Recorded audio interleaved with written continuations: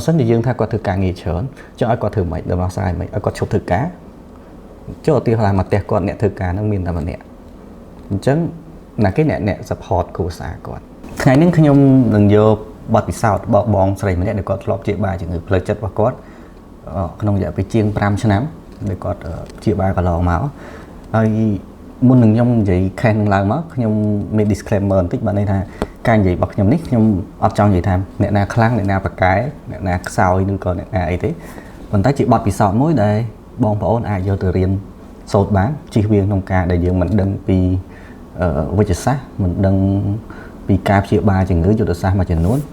បងប្អូនអាចនឹងចំណាយលុយខុសទៅលើការព្យាបាលរបស់បងប្អូនអញ្ចឹងបកមកវិញបងស្រីគាត់ជាអ្នកនៅខេត្តស្វាយរៀងគាត់ការៈរបស់គាត់ហ្នឹងគឺមានថប់មានណែនមែនតើគាត់មិនជាខ្លាចអីទេ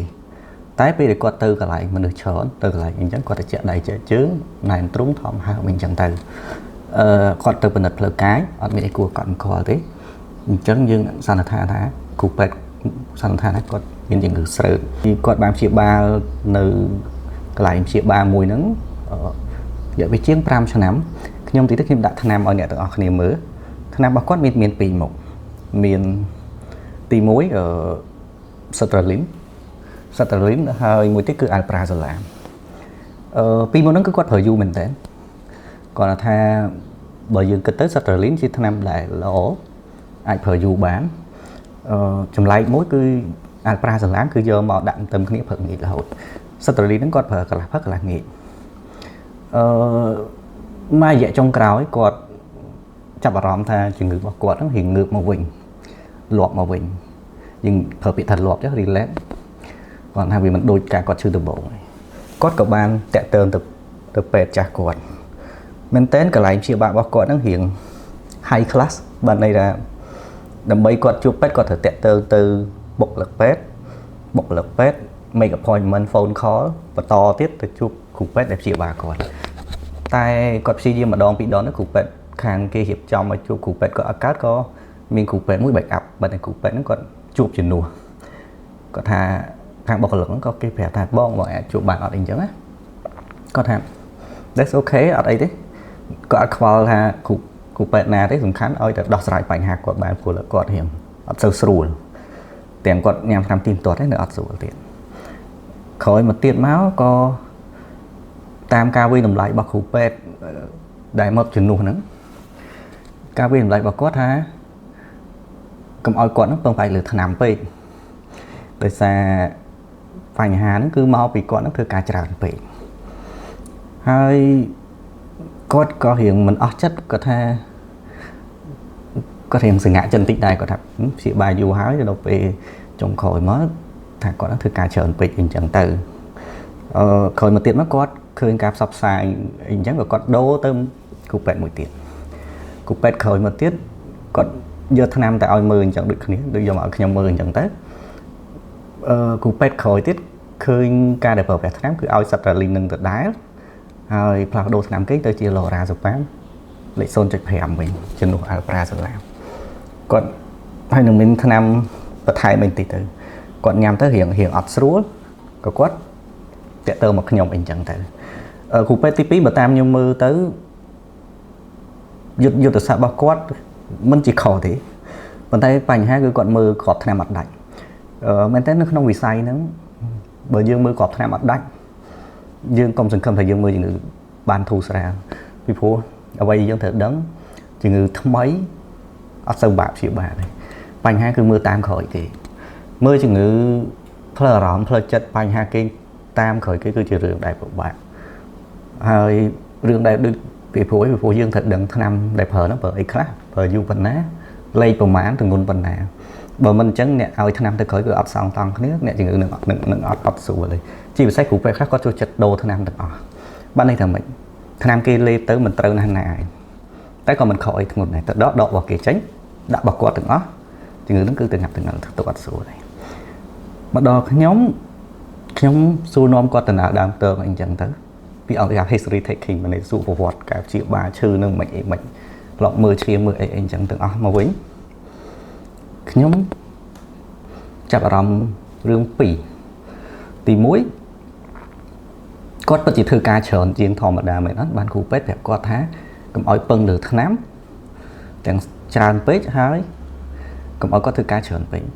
ខ្ញុំសួរគាត់ទៅការងារគាត់ធ្វើ8ម៉ោងធម្មតាដូចគេដែរអញ្ចឹងសម្រាប់ខ្ញុំបើថាធ្វើការច្រើនពេកមិនទេសួរការងារគាត់ជាការងារដែល stressful អត់ការងារដែលលំបាកដែលត្រូវចំណាយកន្លងលើចិត្តច្រើនណាគាត់ថាអត់មានអីទេអញ្ចឹងខ្ញុំដាក់ការសង្ស័យទៅលើថ្នាំធ្វើម៉េចថ្នាំហ្នឹង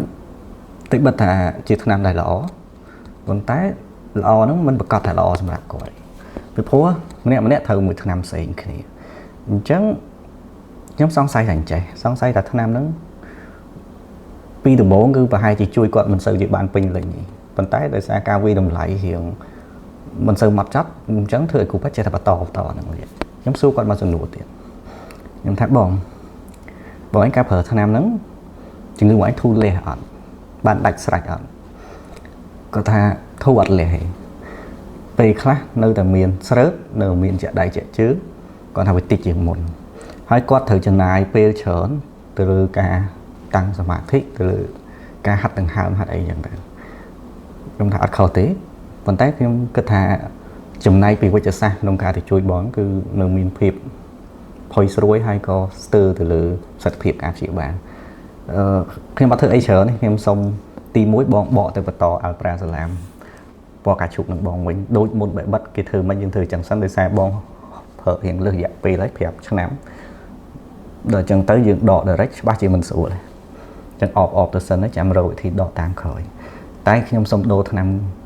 សាត្រាលីននឹងបងចឹងទៅថ្នាំអីផ្សេងសាកមើលហើយយើងតាមដានក្នុងរយៈពេល2-3អាទិត្យក្រោយ2-3អាទិត្យក្រោយគាត់រៀងរវល់ចឹងទៅតែគាត់បានតាក់ទងមកវិញកាលនេះគាត់ធូរស្រាលការងារគាត់បន្តធ្វើដែរបានអត់មានត្រូវបន្ថយការងារឬក៏បន្ថែមអីការងារទេអ្វីខ្ញុំចង់និយាយសម្រាប់ខេសហ្នឹងគឺអញ្ចេះពេលខ្លះយើងគ្រូពេទ្យយើងព្យាបាលគេយើង comment អីមួយយើងនិយាយមួយយើងអត់អាចចេះតែ comment បានដោយសារបើសិនជាយើងថាគាត់ធ្វើការងារច្រើនចង់ឲ្យគាត់ធ្វើម៉េចដំណោះស្រាយម៉េចឲ្យគាត់ឈប់ធ្វើការចុះឧទាហរណ៍មកផ្ទះគាត់អ្នកធ្វើការហ្នឹងមានតែម្នាក់អញ្ចឹងណាគេអ្នក support គ្រួសារគាត់មួយវិញទៀតពាក្យថាការងារច្រើនហើយបន្តិច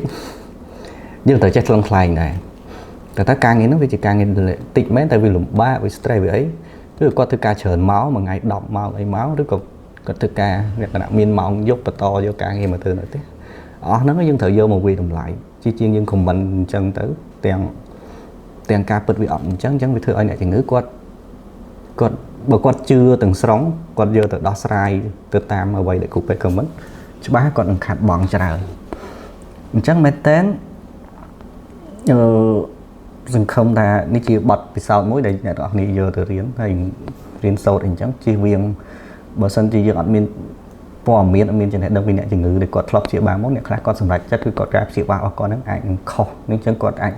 ចំណាយលុយច្រើនសម្រាប់ជួបគ្រូពេទ្យដែលព្យាបាលគាត់នឹងការយកចិត្តទុកដាក់អញ្ចឹងមែនតើសូមអរគុណចំពោះការតាមដានសូមជម្រាបលា